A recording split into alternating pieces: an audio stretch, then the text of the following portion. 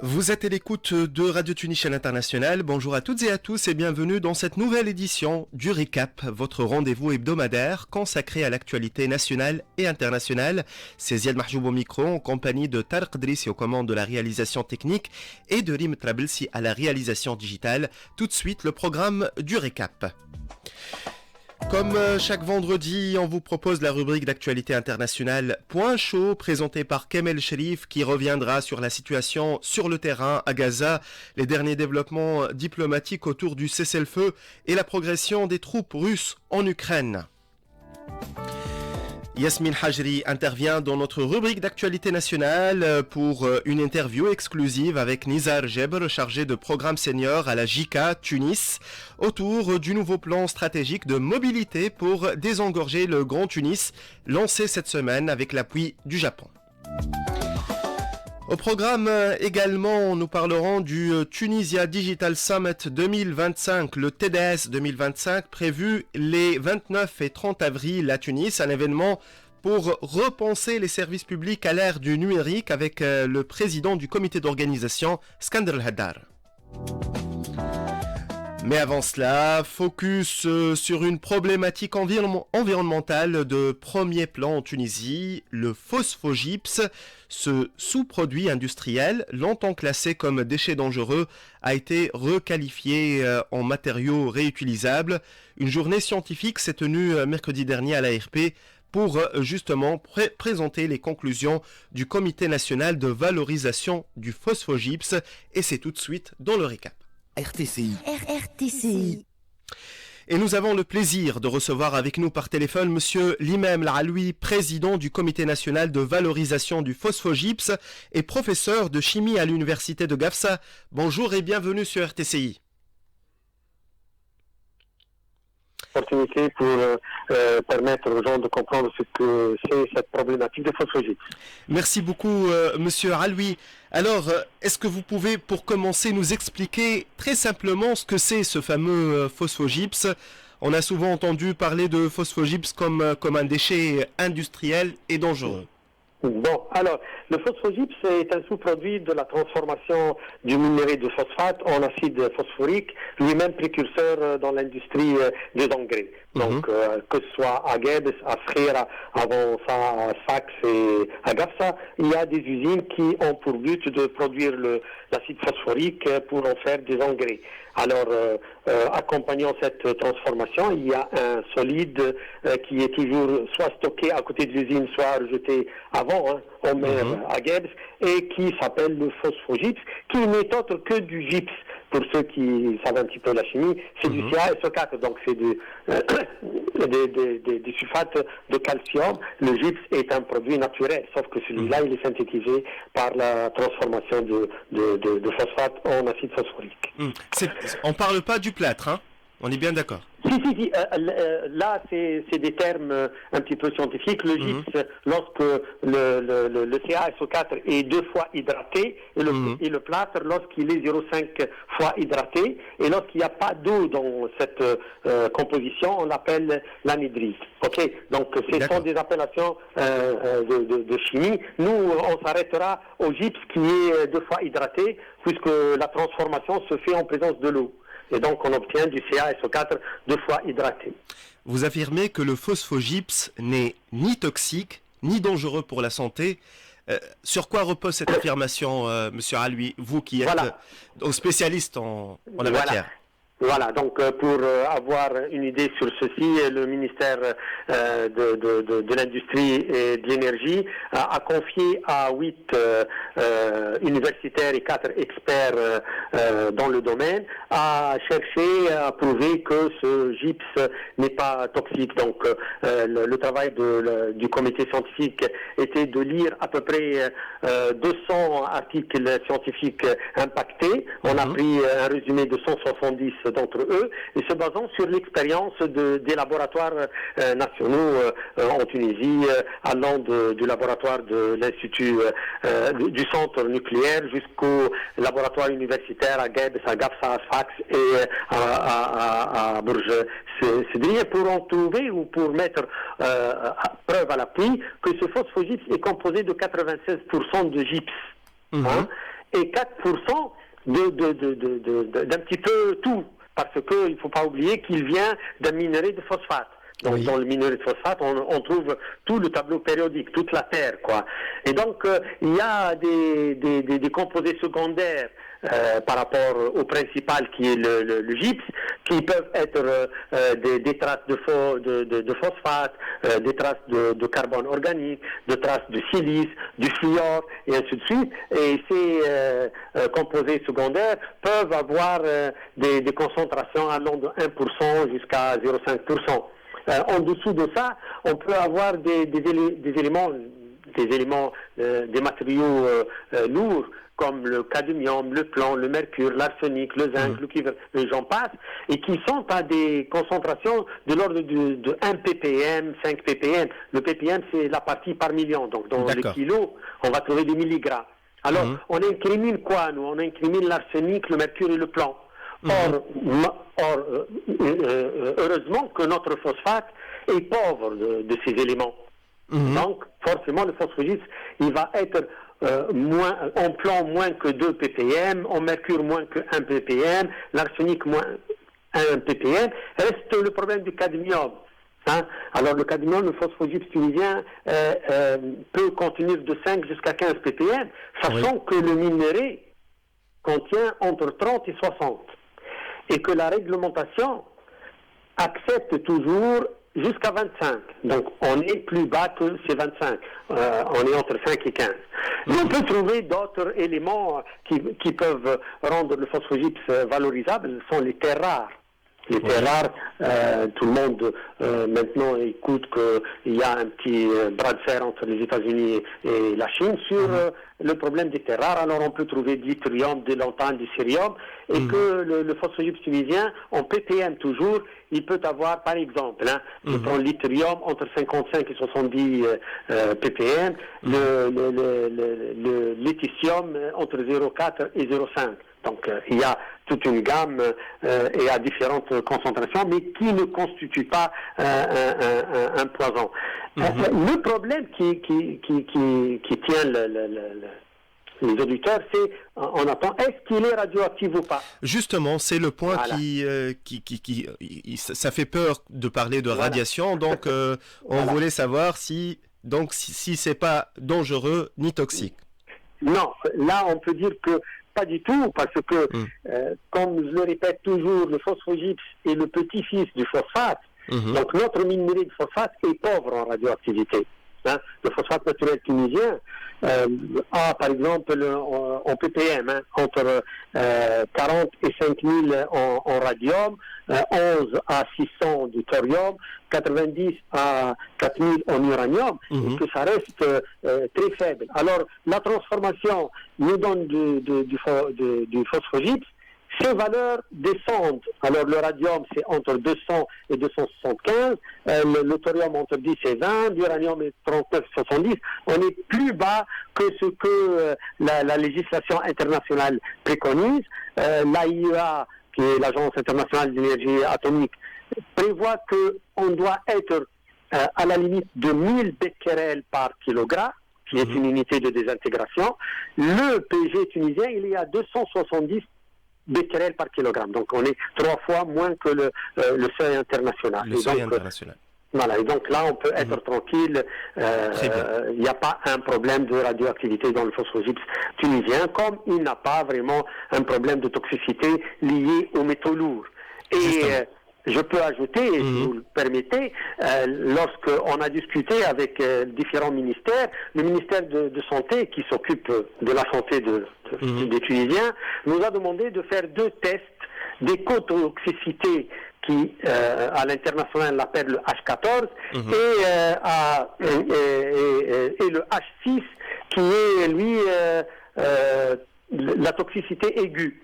Et que ces 2 tests, le H14 et le H6, ont montré que le PG n'est ni écotoxique, ni ayant une toxicité aiguë pour l'être humain et par voie cutanée ou par voie orale. Donc là, on a tout balayé pour arriver à la conclusion que ce phosphogypse Mhm. Voilà. C'est très important ce que vous mentionnez, Monsieur Lahal. Oui. Oui, vous avez donc effectué tous les tests et toutes les conclusions, et le résultat, c'est que le phosphogypse tunisien n'est pas dangereux et surtout qu'il ne pose pas de danger pour la santé publique. En revanche, vous avez pointé donc les rejets en mer. Voilà. On parle du golfe de Gabès. Voilà. Si vous pouvez nous expliquer ce qui se passe exactement à Gabès et pourquoi c'est devenu un problème écologique. Là, pour vulgariser un petit peu, toute chose qui arrive à une certaine concentration devient nocif. D'accord. Et donc, s'il y a quelque chose qui, à petite concentration, n'est pas nocif, si on est obligé de la mettre dans le même endroit pour des années et des années, on va augmenter sa concentration. Et là, ça devient un problème. Donc, le phosphogypse était classé comme un déchet. Un déchet, qu'est-ce que ça veut dire? Ça veut dire qu'un produit qu'on ne peut pas ni acheter, ni vendre, ni se débarrasser. Donc, on est là dans un problème. L'industrie chimique qui produit du phosphogypse, qui ne peut pas le mettre sur le marché, elle est obligée soit de le stocker, soit de s'en débarrasser. Alors, à Skhira et à la Gafsa, ils ont choisi de le stocker. Et à Gabès, à côté, il y a la mer, donc on l'a déversé. Et c'est pas que Gabès. Hein. L'Afrique du Sud avait le même problème, le Brésil avait le même problème. Et maintenant, on a dit stop à ça, puisque ce produit n'est plus classé comme déchet, donc on va pouvoir le valoriser. Oui. Et la valorisation est un moyen de dépollution. Donc, au lieu de le jeter, on peut le stocker pour en faire autre chose. Et là, on va, vaut mieux tard que jamais, hein, essayer de résoudre ce problème de l'écosystème marin de la région de Gabès. Si vous pouvez nous expliquer davantage, Monsieur Lahal, sur l'impact du phosphogypse et cet impact de rejet en mer. Donc voilà, comme je l'ai dit tout à l'heure, le problème est un problème de concentration. Si notre étude a mentionné que la concentration dans le phosphogypse en ppm, elle est faible. Mais imaginez qu'on continue à le stocker. Donc au lieu de parler d'1 kilogramme, on va parler d'une tonne, on va parler de dizaines de tonnes, sachant que pour produire une tonne d'acide phosphorique, on en produit 5 tonnes de PG, donc 5 fois plus. Et là, bien sûr, ça devient un problème d'écosystème. Si on va mettre des métaux pour des durées indéterminées dans un milieu confin. Voilà. Il y a eu des études à Gabès. Est-ce qu'il y a eu des études à Gabès concernant le phosphogypse? Dans l'écotoxicité de l'écosystème, il y a depuis longtemps les gens qui s'occupent de l'environnement, de l'écosystème marin ont fait des études et tous ils ont conclu que ce problème vient de la concentration, vient du fait qu'on n'a pas trouvé un autre moyen que de le déverser. Et là, même s'il y a la mer, elle se nettoie elle-même, mais la production est telle que la quantité rejetée devient de plus en plus grande. Parlons des solutions, Monsieur Alwi, maintenant. Voilà, revenons aux choses sérieuses et positives. Voilà. On va parler d'un nouveau modèle. Et vous considérez donc le phosphogypse non plus comme un déchet, mais comme un coproduit, comme vous l'avez mentionné. Qu'est-ce que ça changerait concrètement? Quels sont les secteurs qui peuvent profiter justement du phosphogypse? Voilà. Donc, je redis ce que j'ai dit tout à l'heure, c'est que dès qu'on change un produit d'un déchet à un coproduit, donc la facilité de l'utiliser, le pouvoir de l'injecter dans l'économie circulaire, dans la production. Et là, donc, il y a des secteurs qui s'ouvrent. Et en comparaison avec ce qui se fait dans le monde, on trouve qu'il est utilisé comme matériau de construction, comme remblai pour les routes, comme amendement des sels falins, comme fertilisant, parce qu'il apporte l'élément soufre nécessaire à certaines plantes. On peut l'utiliser pour récupérer les terres rares dont j'avais parlé tout à l'heure, que le PG tunisien peut avoir dans certains éléments des quantités appréciables. Et là, ça c'est dans le monde, et il y a même des expériences en Tunisie qui étaient faites dans l'ajout pour le ciment, et ça a donné des bons résultats, comme matériau de construction, parce qu'il a des qualités d'isolant thermique. Dans les amendements de terre, il y a des expériences qui ont été faites à Gebs et puis à Gafsa sur certaines plantes, et que le rendement a augmenté, et qu'on s'est occupé de voir est-ce que la quantité des matériaux existants, est-ce qu'elle passe dans les racines ou dans les feuilles ou dans le fruit, et il n'y a pas vraiment quelque chose d'alarmant. Voilà, donc on peut dire qu'on ouvre certains secteurs qui peuvent utiliser et rendre ce produit, rendre à ce produit une valeur marchande, quoi, lui donner une valeur marchande. Justement, donc vous avez évoqué les travaux publics, j'ai vu les photos même donc, à la réunion au Parlement, vous avez apporté des exemplaires et tout, on parle de l'industrie, surtout l'agriculture, j'ai noté le point de la fertilisation, et je ne sais pas, Monsieur Alui, si on a besoin d'un traitement. J'évoque ici la question des moyens techniques et économiques surtout pour valoriser ces millions de tonnes stockées de phosphogypse. Est-ce qu'on a les moyens? Les Français disent la petite vient en mangeant.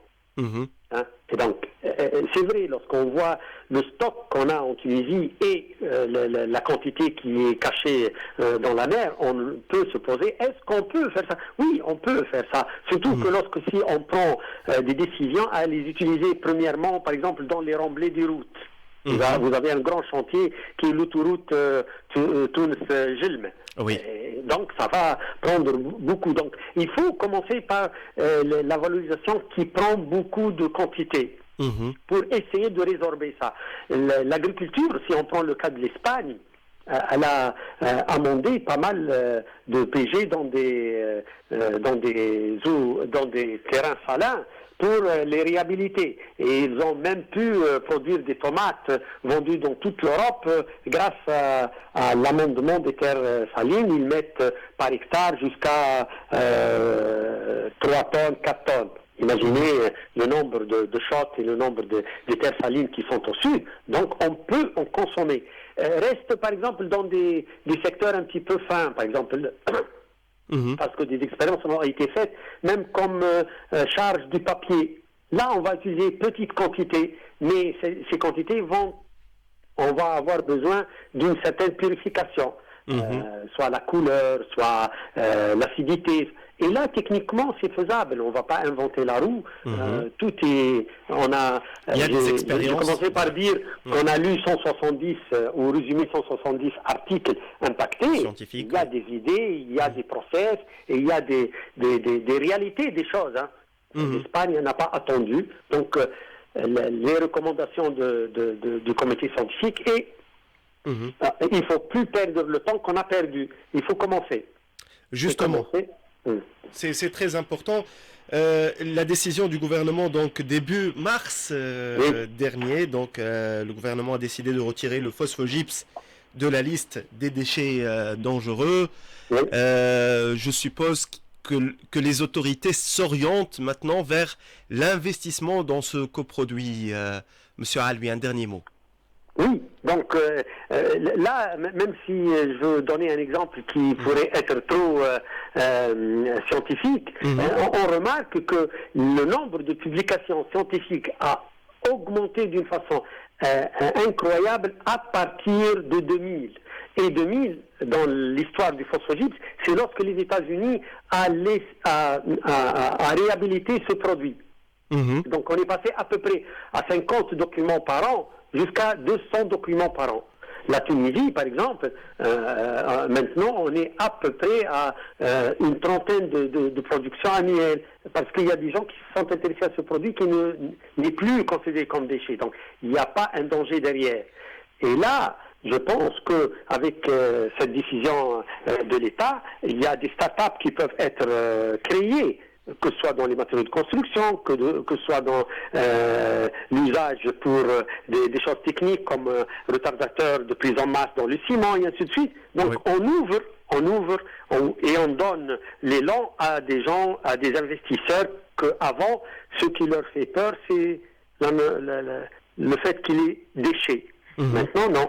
Et donc, on espère, et ça va dans la recommandation du comité scientifique, c'est de dire, voilà, maintenant, la loi le permet. Maintenant, il faut y aller vers la vulgarisation. Il faut comprendre mieux à ces investisseurs qu'on peut faire des matériaux de construction, des remblais de routes, de fertilisants, des amendements de terre. Et l'Égypte, toute prête ici, et l'Inde, le vendent en sachet de 25 kg pour amender.